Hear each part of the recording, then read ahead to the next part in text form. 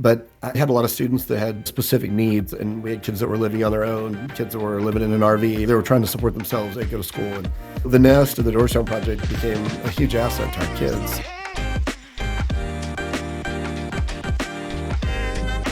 Hey everyone, welcome to Reanimated Stories, the podcast here with myself, Roger, where I help bring the stories of our community, whether it's local, whether it's nationwide, whether it's near you or near me, and really the most impactful leaders that I've met and had the privilege to meet throughout my time as a business owner and as a podcast host.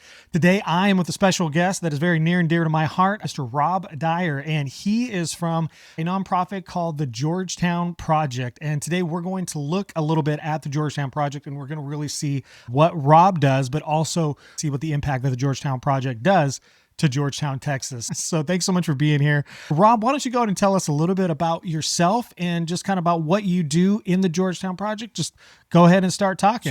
Sure. And thanks, Roger. I appreciate you asking me to be a part of this today. So, of course, as Roger said, I'm the Chief Executive Officer of the Georgetown Project here in Georgetown, Texas. We're a local nonprofit 501c3 organization that has been around for 29 years now. And we were brought together as a partnership between the city of Georgetown, Southwestern University, the school district, and other community leaders and community organizations to basically identify the needs related to children and youth and teens in Georgetown, and then finding ways to meet those needs. We're charged with finding ways to try to either serve students or meet the needs that are happening or create a solution or help find a solution to whatever kids are facing right now in Georgetown. And so through the Georgetown Project Collaborative for Children and Youth, where we bring lots of folks together each month, or things like the Youth Summits, which we host, right, where we survey teenagers and we find out what they're facing today, maybe what their needs are, what their friends' needs are. And then we kind of bring all this together and try to either create a program or partner with somebody to bring in a program, find solutions, advocacy for children and youth and teens in Georgetown. And so the Georgetown Project does a lot of things. We run several different programs as well. So these programs have come out of that advocacy for children and youth in Georgetown. So one of our programs is Bridges to Growth, which is our parenting program for parents, new parents, or any parents really, but it's for especially parents with toddlers and little ones. And we do a lot of parent training, toddler training, and a daycare provider, ongoing education and professional learning through that as well. And through that, we also provide services and supports for parents, because if parents are doing well, then, kids are going to do well. And so it takes both, right? And so we also offer English as a second language classes through Bridges. We offer a GED class through Bridges to Growth, as well as some other employment types of things. We offer a citizenship class to help folks who are working on their citizenship. So a variety of things, really. A lot of parent ed that go through Bridges to Growth. And then we've partnered and helped start other programs throughout the years for elementary and middle school students. Those programs are now more with the city and with the school district. And then another program that we specifically run, it came out of one of the youth summits years ago, is the Nest. And the Nest Empowerment Center it's a place here at Georgetown where high school kids in Georgetown from any of the high schools who need a safe place to come after school. And so we do primarily serve students who are at risk or who are unhoused, but anybody's welcome. But we do have a specific focus to help our students who are unhoused and who are maybe couch surfing or living with different families or living with other people or whatever it might be. Homelessness looks different in a lot of different ways when people think of homelessness. And so from a family living in a car to maybe a kid bouncing around from couch to couch each night. There are lots of different ways that kids are not living with their families or parents. But anyway, the Nest was created to meet that need. And so high school kids come after school from the different high schools. We have job training, job readiness skills through that as well. We would provide a hot meal each night for all the kids and volunteers and whoever are there. And we serve about 20, 25, 30 people. It varies from night to night, but we serve about 150 kids total throughout the school year. It's not always the same kids that come each day. And, but they are kids who need support and some extra resources. And so we provide emergency shelter as well for when that's a need, and basic needs type of support. And then one of the cool things to the Nest is the Summer Youth Employment Program, which is a job readiness program, but it helps kids get their first career type of part-time job. So getting kids into a business or to the city offices or the rec center maybe, or some organization that, has a good long-term outlook or prospect it doesn't guarantee a kid a long-term full-time job, but it gets them in the door. And so we have grants to help provide the salaries for the students. And so it's a paid internship, but it doesn't cost the business or the organization anything. So it's a win-win for everybody. It's a good investment in our community. And it gets kids into a really great job. And we have kids that have gone through this program and who are still working at some of those organizations where they stepped into a full-time job. So it really supports kids and hopefully supports them on a career path, which we try to get them matched up into career paths that they really are interested in or like, but it also opens up doors and things that they may never have thought of, and so that's also a really great benefit. It's a great program as well. And we're expanding it now into the fall and the spring. So we're trying to do it year round and also offer some post-secondary certification types of things that kids could get through this as well. So the Georgetown Project does a lot of things, from Bridges to Growth to the Nest and Summer Youth Employment. I mentioned the Collaborative for Children and Youth, which is the monthly meeting. We bring everybody together at the Georgetown Rec Center. That's a partnership with the city of Georgetown. And we provide some training or different speakers or whatever it is. But we feed everybody lunch and we bring this group of people together to share resources, share knowledge, and it's all focused around children and youth in Georgetown. So that's the first Wednesday of each month at 11:30 at the Georgetown Rec Center. Yeah, I was going to say there's so much really that the Georgetown Project does. When I was first introduced to it, I live here and I didn't know like half of this stuff. And so as I started kind of getting to know that, and for me, the biggest impact is the collaborative, really learning about all the different things, not just that Georgetown Project does, but that all the different organizations in Williamson County. And obviously there are some that are also in Travis County as well, but really seeing what they did. And I was like, oh, okay, these are the resources that even though I'm not necessarily involved, if you will, like I'm volunteering or anything like that, or have need of certain things, I'm able to point to others to say, hey, oh, you're looking for this thing? Hey, I know who I can get you in contact with. And I think that that's probably been the biggest impact for me personally, because also not only can I point somebody, but if it does happen, like, oh, I have a need, I'm able to also do that as well. And I think what's really awesome about that is that you're doing so many things, but yet they're all very clearly defined. And so you have your Bridges to Growth, you have your Nest, which I think is fantastic. Obviously you have the Collaborative, and you do these summer youth employment. And it's always thinking about like, well, how can we help the kids that are here in the area? How can we help them? And you really bring that out when you're talking about that we're here to help change their lives. What has been probably out of all the different things that you do, and this isn't like, well, which one's your favorite, right? It's not that. It's which one do you think has had the biggest impact so far? And does it depend on the age group, or what have you seen has had the biggest impact so far? Yeah, I think it's hard to say what they all have really big impacts. It does depend on the age group. I think the Nest for high school kids, for the kids that it serves, it's life-changing. And so to me, that's a big thing. I think the Collaborative for Children and Youth, I think is something that's probably impacted the community as a whole more than anything, because it's gone on for so long. And Georgetown's a pretty unique community in that we all do work together. And so, I think here you don't see the competition between nonprofits. Our funding sources are very similar. A lot of times, some of the same folks provide funding to all the organizations in town. And so, a lot of times there could be competition between fundraising and things like that. But, with the Collaborative, we don't see that really. I think what it's done for Georgetown is it's really helped to continue to bring all of those nonprofit folks together, monthly at a networking and sharing time, and really be able to get to know each other well. And so we go to each other's fundraisers. We help each other in different ways. We fundraise together. The Georgetown Project Soiree is coming up, and that's a partnership between the YMCA, the Boys and Girls Club, and the Georgetown Project. And so that's something that we've done. And we've had different partners over the years as part of the After School Alliance, but we bring in different groups to help raise money together, showing that we can all work together to do that too. And so, I think together we're better and stronger, and that's really what the Collaborative is all about. And so I'd say the Collaborative has made a huge impact in a lot of different ways. One of the first things that I saw when I first came here 20 years ago, and working my prior career, working for the school district, the Collaborative was always a good place to come to get connected to something. And a lot of times I didn't know I needed to be connected to it. And I would get to a Collaborative meeting and there'd be this really great thing that would be talked about, like Georgetown Free Bikes is a good example. And they, helped my kids get bikes to get transportation to work. And I didn't even know that existed before going to the Collaborative. So, there's some really cool things like that come up each month that everyone's like, I needed that. It's a pretty cool experience to see just the benefit that comes from it. Yeah, no, I think that collaborative is fantastic. And would you talk a little bit about how does the Georgetown Project and specifically the collaborative, how do they work with the school districts? I mean, this isn't like the largest school district in Texas, but it's still a pretty good one. And I mean, it's growing very quickly. So how does the Georgetown Project and the collaborative fit in with Georgetown ISD? The collaborative and Georgetown ISD have worked together for many years, the entire time that the collaborative has existed. And the collaborative really supports Georgetown ISD. A lot of folks from the school district come to the collaborative and attend each month, from the executive level folks, the directors, to the counselors, different folks from in the school district. And they come to get resources and share resources and get connected. I think I mentioned earlier, that's where, as a principal, I would come sometimes and get connected with some of the things that are done at the collaborative.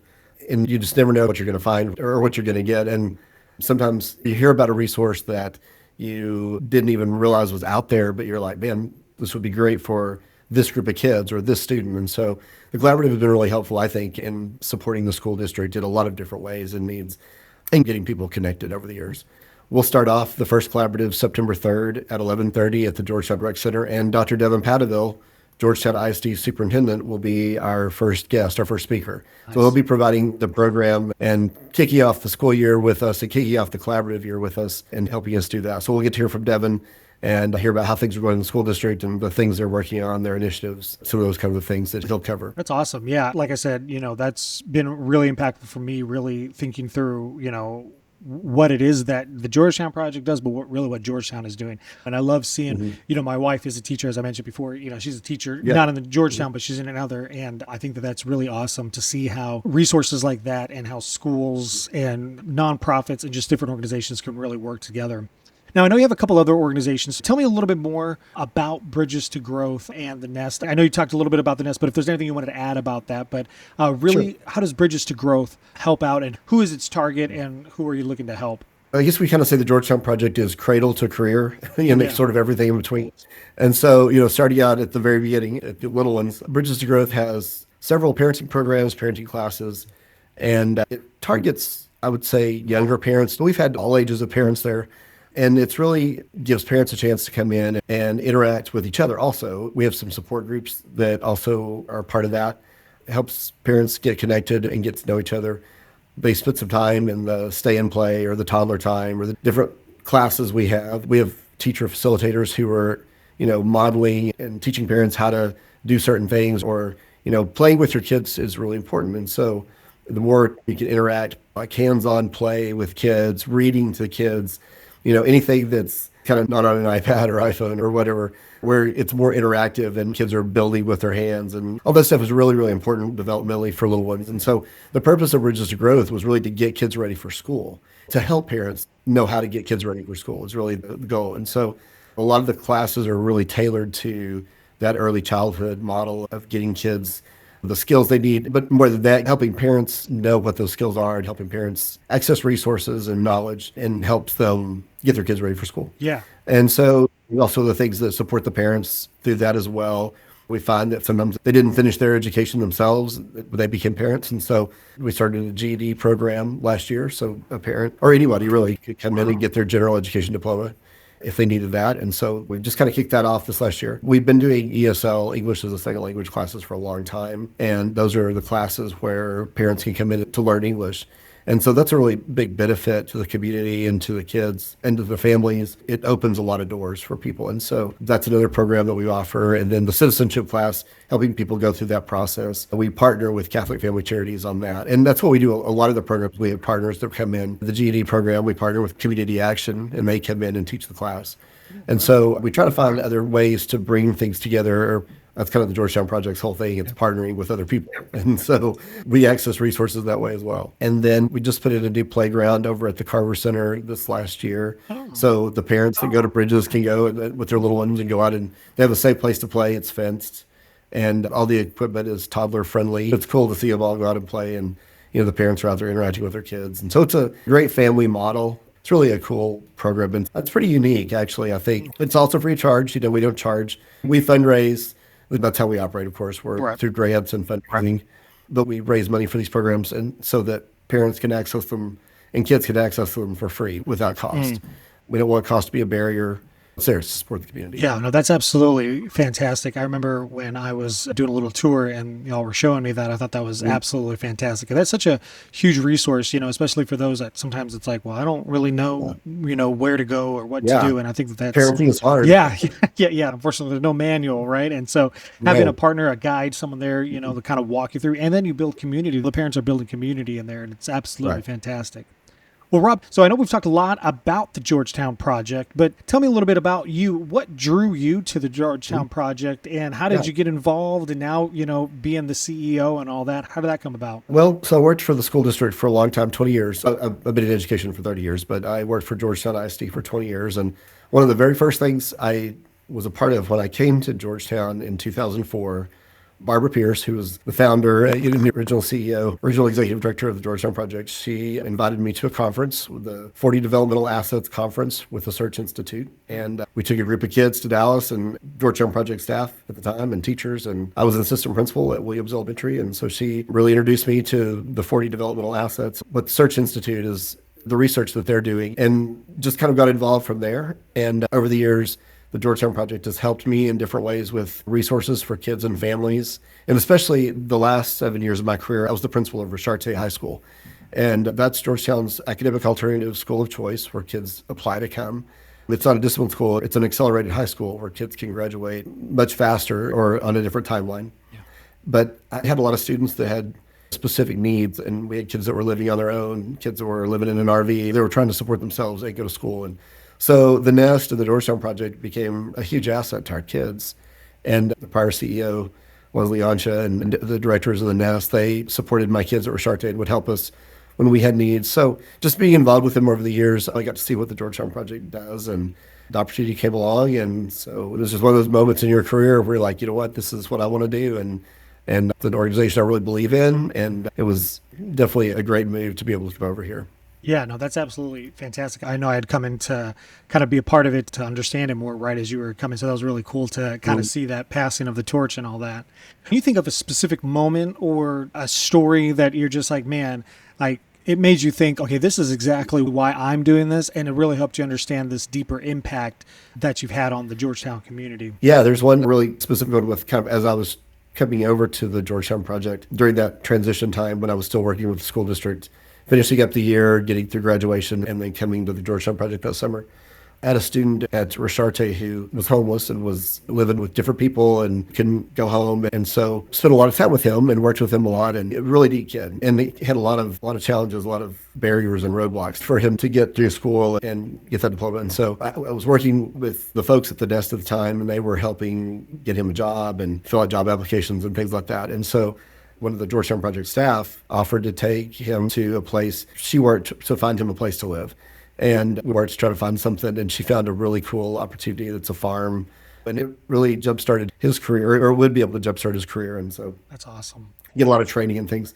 So yeah, so just getting to see that experience and watching him progress along this continuum, where first it looked like school wasn't attainable, and then the more and more support he got, the better his outlook became. It was really a great experience to see him be successful, but also to have this community organization that really wanted to help and was willing to kind of do whatever it took. And so when I saw that, it was kind of a defining moment for me of like, yeah, I'm making the right choice. This is where I want to be. These are people I want to work with. And this is the type of work we need to be doing to help young folks get on to the next stage of their life. What I've realized is that, we do a great job, I think, in the school district in a lot of ways. Obviously, school districts have challenges too. We all know that. But there's so many great things school districts do. But one of the things they do is they get kids to graduation. And that's a feat in and of itself. Like, it's not easy to do that. Once kids graduate, they're legal adults now at that point and out on their own. But they're still kids, really. Honestly, I think the frontal lobe is not fully developed until about 25. So, Yeah. there's this 18, 19, 20, 21-year-old time period where kids still need a lot of support, and maybe even more so. I realized that there's more we could do probably to help kids after that next step. And so that's kind of what we're focusing on, the youth employment now, and those post-secondary skills and certifications and things that kids need to get out and actually walk into a job somewhere or be able to fill out applications. Or, with my own kids, filling out their college applications.